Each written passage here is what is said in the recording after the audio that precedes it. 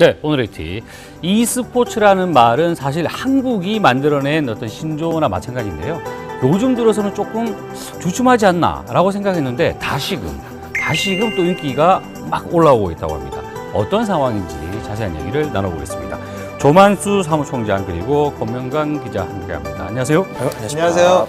제가 이제 96년도에 대학교 1학년이었는데 네. PC방에서 맞아요. 거의 밤을 새가면서 스타크래프트를 했던 그런 기억이 있거든요. 맞아요. 일단 그 뭐 가볍게 예. e스포츠 한국이 만들어낸 말이나 마찬가지잖아요. 예, 맞습니다. 개념 살짝 좀 풀고 가죠. 예, 뭐 e스포츠 보는 그대로 일렉트로닉이랑 스포츠라는 말이 이제 조합이 돼서 쓰인 말인데요. 네. 요즘에 스포츠라고 하면은 주로 더 중요한 개념은 소위 경쟁. 네. 그래서 공정한 룰에 따라 경쟁을 해서 승패를 가룬다라는 측면이 더 강하지 않습니까? 네. 즉, 뭐 e스포츠는 게임을 통해서 공정한 경쟁을 통해서 승패를 가른다. 네. 그런 스포츠라고 뭐 간단하게 보시면 될 것 같고요. 네. 온라인으로 연결됐다라는 게 굉장히 크게 작용한 것 같은데 스포츠라고 한다면 땀을 좀 흘려야 되지 않습니까? 실제로 그런 얘기들도 했었습니다. 사실 저희가 소비하는 어떤 에너지들이 사격이나 이런 종목보다 실제로 더 크지 않을까. APM이라고 잘 아는 그쵸. 개념이지만 액션 퍼 미닛이라고 한 초당 뭐 몇 번의 이제 키보드와 마우스를 컨트롤을 움직였느냐. 하느냐 뭐 이런 부분들도 있는데 그게 뭐 심할 때는 700까지 가거든요. 분당 이제 700. 분당. 예, 그렇게 보면 뭐 초당 거의 7에서 한 10번 정도의 움직임. 그리고 재밌는 게 여기서도 뭐 선수들이 부상 같은 것들도 꽤나 있습니다. 예. 그래서 그런 것들을 이제 e스포츠 역사가 발전하면서 선수들도 이제 꽤나 대비를 하게 되고 예. 이런 뭐 일까지 생기게 그렇군요. 되죠. e스포츠가 우리나라에서 이제 시작된 때가 스타크래프트를 좀 계기로 붐업이 됐고요. 인터넷이 들어오고 배틀넷이 열림으로 인해서 내가 집에 앉아 있고 PC방에 앉아 있는데 해외 다른 나라에 있는 뭐 남모르는 누군가와 경기를 할 수 있게 된 거죠. 예. 그때가 이제 98, 99년, 2000년도에 이제 꽃을 피웠던 계기라고 볼 수 있죠. 그렇군요. 다만 이제 스타크래프트라는 것들은 이제 굉장히 자발적으로 한국 쪽에 좀 국한이 돼서 대회는 다른 종목들이 뭐 워크래프트라든지 다른 종목들이 이제 인기를 끌고 있었고요. 예. 그러다 보니까 조금 2010년도 초반에는 조금 좀 침체하는 부분들이 있었습니다. 네. 다만 이제 그 이후에 LOL이라는 종목이 새롭게 부각이 되면서 많은 유저와 많은 시청자들이 이제 e스포츠를 굉장히 이제 익숙한 것으로 접하고 있고요. 지금 더 많아요? 예, 훨씬 더 훨씬 많습니다. 많습니다. 좀 전에 말씀하실 때 보니까 종목이라는 표현을 썼어요. 예, 예, 예. 그러니까 e스포츠에도 종목이 있어요? 대표적으로 크게 뭐 그 구분을 나누자면은 소위 그 RTS라고 전략 시뮬레이션 옛날 스타크래프트나 워크래프트 같은 종목들이 좀 있을 수 있고요. 예. 그다음에 이제 FPS라는 종목이 또 e스포츠에 많습니다. 1인칭 슈팅이라고 하는 게임 네, 네. 종목들인데요. 카운터 스트라이크나 뭐 서든 어택 같은 종목들이 대표적으로 있을 수 있겠고요. 그다음에 세 번째로 요즘 가장 이제 인기 있는 LOL을 위시해서 하는 종목이 소위 모바라고 합니다. 모바? 예. 이게 멀티플레이어 온라인 배틀 아레나라고 그러니까 네. 여러 사람이 들어가서 마치 이제 농구 게임처럼 5대5 뭐 6대6 이런 사람들이 이제 각 그런 플레이어들이 팀을 이뤄서 예. 이제 같이 대전을 하게 되는 거죠. 공식적으로 누군가가 그런 것들을 딱 지정하는 겁니까? 게임을 개발한 게임 개발사와 그리고 이제 e스포츠와의 어떤 그 협의가 좀 필요한 거죠. 개발사가 막 진취적으로 뭐 이것도 리그도 좀 열고 대회도 좀 열고 그러면서 사람들의 관심을 끌어모을 수 있다면 자연스럽게 e스포츠의 하나의 종목으로서 자리를 잡을 수가 있게 되는 거죠. 그렇군요. 이게 뭐 전 세계에도 협회가 있어요? 각 국가에서 최근에 한 2개국 정도가 이제 정식 체육단체로 인정이 되고 있는 추세고요. 뭐 ISF라고 지금 이제 한국이 주도가 돼서 처음 만든 단체가 있습니다. 45개국 정도의 회원국을 이제 가지고 있고요.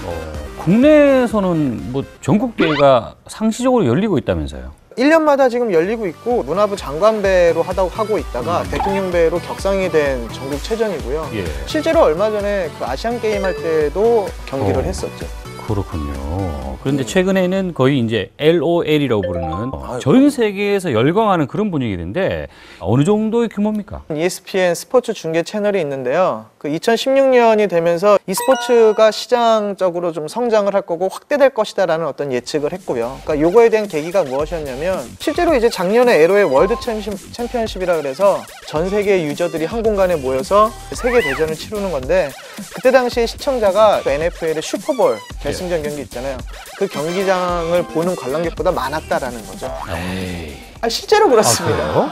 또 재밌는 거는 최근에 이제 기존의 NBA 선수들이 뭐 팀을 인수한다든지 또 유럽의 어떤 그 축구 브랜드 있지 않습니까? 메뉴 같은 데서도 최근에 어떤 게임단 창단을 검토하고 있고 실제로 그런 작업에 들어가고 있다는 소식들도 있습니다. 그만큼 e스포츠를 새롭게 어떤 스포츠로서 보기 시작한다는 반증 정도가 되지 않을까 싶네요. 저처럼 이렇게 스타크래프트만 알고 있는 사람이 그냥 끝났나 보다 라고 생각했는데 그게 아니라는 얘기예요. LOL이라는 걸 통해서 굉장히 좀 많이 확산됐다는 얘기인데, 그래서 블리자드가 화가 났나 보죠? 이번에 무슨 또 새로운 게임을 하나 출시를 했어요. 오버워치 뭐 저희 유저들 사이에서는 고급 시계라고 뭐 네. 이렇게 얘기를 많이 하는데요. 고급 시계. 예, 통계적으로 PC방 점유율을 많이 얘기를 해요. 예. LOL 같은 경우가 지금까지 200주 연속 1위를 하면서 뭐 거의 뭐 왕국을 군림을 하고 있었는데 6월 셋째 주에 오버워치가 29% 그리고 LOL이 28%로 역전이 됐고 아이고. 지금 30%도 넘어간 수치가 나오고 있고요. 옛날에는 총 쏘는 게임에는 거의 캐릭터들이 비슷했습니다. 좀 오버워치는 FPS하고 모바라는 장르의 어떤 융합이라고 보시면 돼요. 예. 즉 캐릭터마다 스킬들이 굉장히 다양하고 네. 다르고 그거를 굉장히 전략적으로 쓸 수 있는 형태. 즉 어떻게 보면은 지금 LOL 같은 것들을 이제 3인칭 이렇게 위에서 내려다보다가 그게 1인칭으로 들어왔다고도 보면은 이제 좀 이해가 편하실 이해가 겁니다. 좀 빠르실 아, 거예요. 그래요? 예. 이 오버워치라는 것도 그러면 e스포츠로 봐야 됩니까? 블리자드는 오버워치를 e스포츠로 만들기 위해서 개발 단계에서부터 많이 공개를 했었어요. 다만 하나 좀 염려스러운 게 중계 방식이라고 얘기를 할 수가 예. 있는데 오버워치는 1인칭 시점입니다. 너무 빨라요. 그리고 동시다발적으로 교전이 벌어집니다. 예. 그래서 과연 이걸 중계를 얼마나 관람객들이 공감할 수 있게 해줄 수 있느냐 뭐 이런 것들이 조금 더 좀 논의가 되어야 할 거고요. 사실은 LOL도 처음 볼 때는 굉장히 보기가 어려웠어요. 워낙에 익숙해지고 많은 사람들이 하다 보니까 이제 사람들이 이제 즐길 수 있게 된 거거든요. 네네.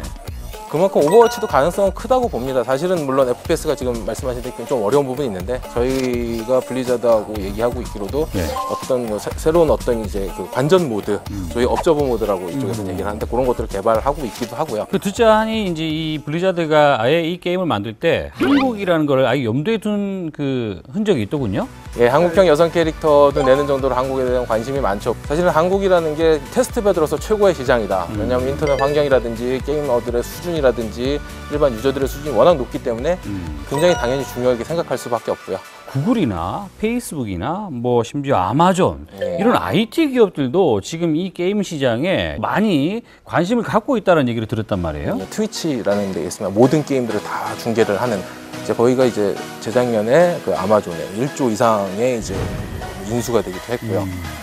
유튜브 같은 데서도 최근에 이제 게임 전문 채널을 좀 만들기 시작했고 이런 트렌드들을 보시면은 이제 굉장히 e스포츠가 어떤 제대로 된 스포츠 또 산업으로서 인정을 받고 있는 형태라고 보실 수 있고요. 이젠 게임이 e스포츠라는 것이 내가 하는 게임도 언제든지 손쉽게 그냥 인터넷으로 올려서 다른 사람과 공유할 수 있는 하나의 콘텐츠로 네. 나온 거거든요. 이런 것처럼 유수에 있는 IT 업체들도 이제 하나의 콘텐츠를 바라보면서 그것을 중계할 수 있는 플랫폼으로 본다는 거죠. 근데 좀 서글픈 느낌이 좀 하나 들긴 해요.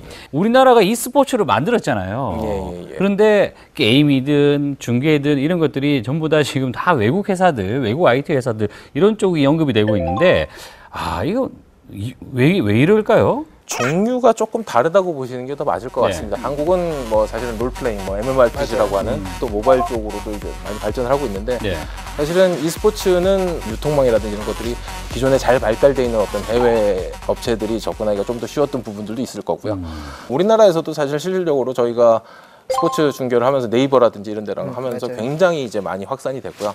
네이버에서도 저희가 뭐 야구 정도를 빼고는 거의 뭐 가장 많은 트래픽이 나오는 게 e스포츠. 저는 또 종목이기도 여구 하고. 역발상으로 생각을 하시면 좋을 것 같아요. 해외에서 글로벌 메이저 업체들이 기술력을 떠나서 자금력에서 일단 우리나라가 그거를 뭐 따라갈 수는 없는 거예요. 하지만 경험이 있기 때문에 실제로 해외로 나가는 어떤 우리나라의 코치진들 되게 많거든요. 예. 우리나라에서 지금 입장에서 할 수 있는 것들을 찾아서만 간다면 충분히 한 영역을 담당할 수 있다라고도 생각을 합니다. 덧붙이자면 뭐 스포츠 인더스트리 같은 쪽으로 굉장히 e스포츠가 많이 가고 있어요. 네네. 결국 리그는 저희가 하는 리그들이 세계 최고의 수준의 리그들을 하고 있거든요. 네네. 결국 이것들을 이제 뭐 그 게임사들과 잘 협상들이 필요하겠지만 저희는 이런 리그가 충분히 어떤 뭐 축구로 따지면은 뭐 프리미어 리그나 아니면 EPL 맞아요. 같은 형태로 될 수 있는 그런 콘텐츠라고 생각을 합니다. 네네. 그런 부분에서 충분히 발전 여지가 굉장히 강력하지 않나. 오히려 그런 부분으로 볼 땐 구글이나 이런 아마존들 거대 기업들이 들어오는 것들이 훨씬 더 반길 일이죠. 반길 일이라고 생각이 되죠. 그렇군요. 테니스 하면 윈블던 막 떠올리고 뭐 축구 하면 EPL 얘기하고 야구 하면 메이저리그 이런 얘기를 하잖아요. 시간이 좀 지나면 이 게임도 이제 스포츠가 된 이상 한국의 맞아요. 어떤 스포츠 리그 이런 것들이 나중에 보는 날에는 계속해서 이제 지금도 언급이 그렇습니다. 되지 않을까 하는 생각입니다. 오늘 이야기하신다고 고생하셨습니다.